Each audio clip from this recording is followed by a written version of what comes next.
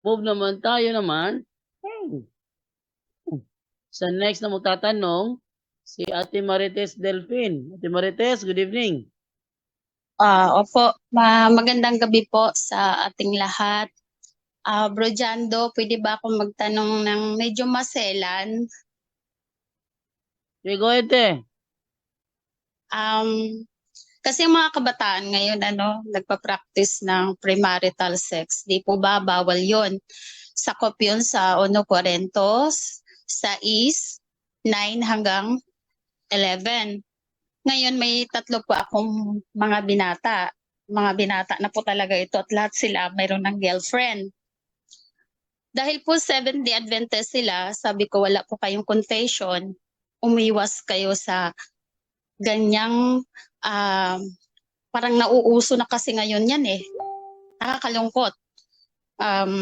Nauuso ngayon yan, ngayon pinayuhan ko sila, araw yun ng birthday ko nung August 29, kasama namin kumain yung isa ko ring pinsan na may anak din na binatilyo na. Bali yung nagkaroon kami ng kontrahan, bali konting story na lang po ito no para makuha yung tanong ko. Ang sabi ko sa mga anak ko, wala kayong confession, umiwas kayo sa pagpa-practice ng premarital sex. Sa natutunan ko noon nung ako'y nagpa-practice pa sa aking profession, kapag tumigas yung part na yan dahil naiil ka, lagyan mo lang ng ice at malalabanan mo yon. Kasi narinig ko sa story ni Saint Benedict ba yun, na hinagis niya ang sarili niya doon sa matinik na lugar para malabanan yung nararamdaman niyang ganun. Tapos sabi ko, yun yung gawin nyo para makaiwas. Sagot naman nitong isang pinsan, matalino, pero para tingin ko talaga hindi po tama yung advice, ay makisunod tayo sa uso, iba ng kabataan ngayon, sumunod tayo sa agos.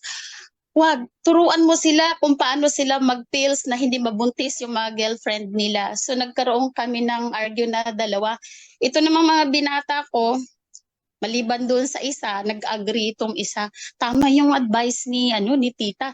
Ikaw mama, masyado kang hindi naman kailangan sundin mo lahat yung nakasulat diyan. At saka sabi naman nitong pinsan ko, ay hindi na yan, iba na ngayon ang panahon. Sumakay na lang tayo sa uso. Sabi ko naman sa mga anak ko, mga anak, ako yung nanay ninyo, ako yung pakinggan nyo. Hindi naman dahil Katoliko kami, may confession, kaya gagawin namin to, umiiwas din kami. Pero at least kami, meron kaming confession. At nung ako'y kabataan pa, never ko yan ginawa. Sana kayo din, umiwas kayo sa ganyan. Di siyempre nagulo yung mga isip ng anak ko. Ang tanong ko po ngayon, ano po ba ang pananagutan ng magulang na nagtuturo po ng ganyan sa mga anak nila sa kasalukuyan? At tama po ba yung binigay kong advice? Yan lang po, bro Jando. Salamat po sa makakasagot. Brother Angel? Sige po, tingnan natin. Santiago 4:17 po, kapatid. Ay, hindi ako nakapagbukas ng Bible. Wait lang. Pakibasa mo na lang dyan, Brother Angel. Ayan. Ano kaya? Baka ma-share. Ano ka bro? Ano mas maganda pa sa mga nakikinig ngayon po? Meron tayong basihan. Bro, Junri? 4:17. Yes, bro. Wait lang ha. Ang nakakaalam na dapat niyang gawin ang mabuti, ngunit hindi iyon ginagawa, ay nagkakasala. Yan, so sin of omission po yan. No? Kung, anong style nun? MMK. MMK. Charo Santos, no? Oo nga, no? So ngayon, yun yung sin of omission, kapatid, kapag hindi mo sinabi.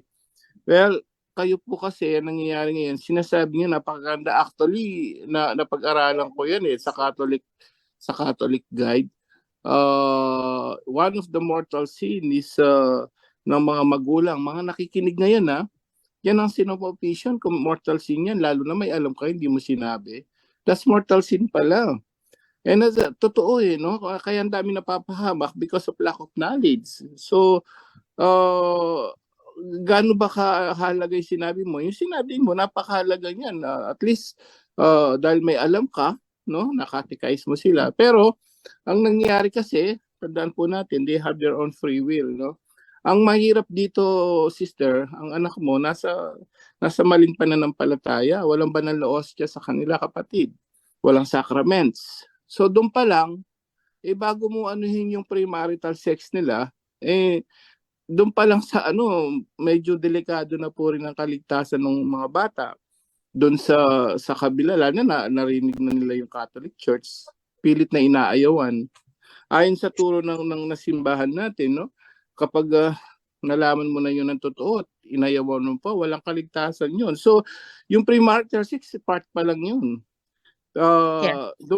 Hindi po ba? So, napakarami ng mga apostasy, napakarami po yan na mga ginagawa nila ngayon. Hindi pagsubo ng osya, wala sa tunay na pananampalataya, wala sa tunay na simbahan na tinayo ng ating Panginoon Jesucristo. Doon pa lang po, matindi na rin yun.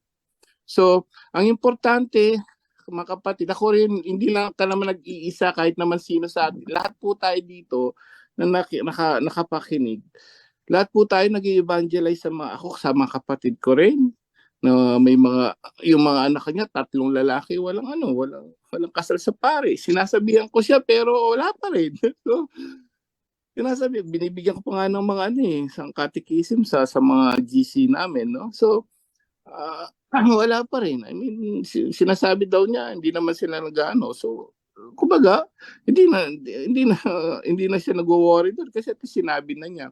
Tandaan po natin, no, ang importante rito, magawa natin ang turo ng Diyos, sabi nga ni Jesus, no, ang salita akong hahatol sa inyo. Paano nila sinabi na hindi na kailangan na sundin ng kautusan? Sabi ni Jesus, lahat ng tinuro ko sa inyo, no, sundin nyo ang lahat. Sabi nga, ituro nyo ang lahat.